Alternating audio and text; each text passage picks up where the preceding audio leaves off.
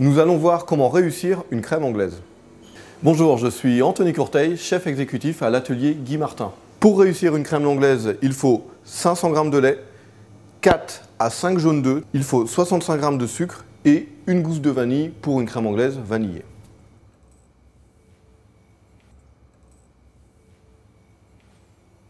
Au préalable, il va falloir faire infuser la gousse de vanille dans du lait qu'on va porter à ébullition.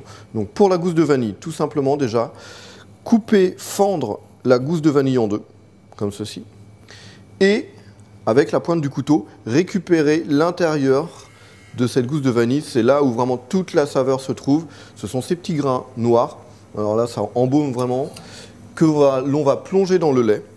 Et bien entendu, la gousse de vanille, une fois vidée, cette gousse a encore beaucoup de saveur et beaucoup de parfum. Je vais la garder et la mettre à infuser donc dans mon lait. Je porte mon lait à ébullition, je laisse infuser la vanille et ensuite on va pouvoir se servir de ce lait pour la crème anglaise. Nous allons clarifier, c'est-à-dire séparer le blanc du jaune. Et pour cette recette, nous allons ne garder que le jaune. Alors je clarifie le jaune, voici. Alors maintenant, nous allons verser le sucre sur nos jaunes d'œufs et on va les blanchir.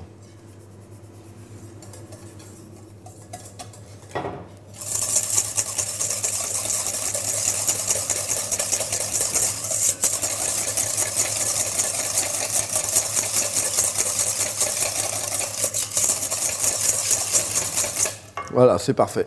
L'action de blanchir, c'est tout simplement de bien mélanger le jaune et le sucre. On va verser, mais vraiment délicatement, un quart du lait sur nos œufs ici. Et je mélange en même temps.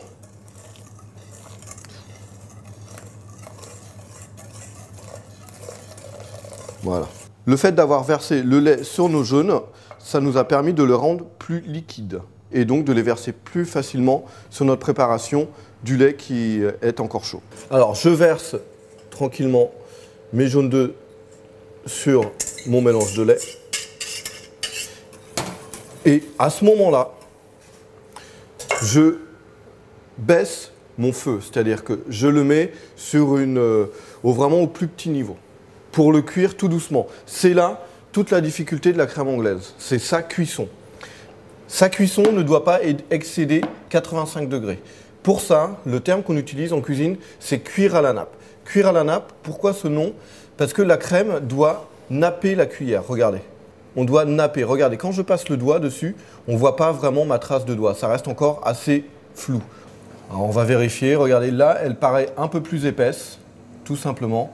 On n'hésite pas, on prend, regardez là. Quand je passe avec le doigt, on a vraiment une marque beaucoup plus nette que tout à l'heure. Là, notre crème anglaise est cuite. Nous allons filtrer la crème anglaise.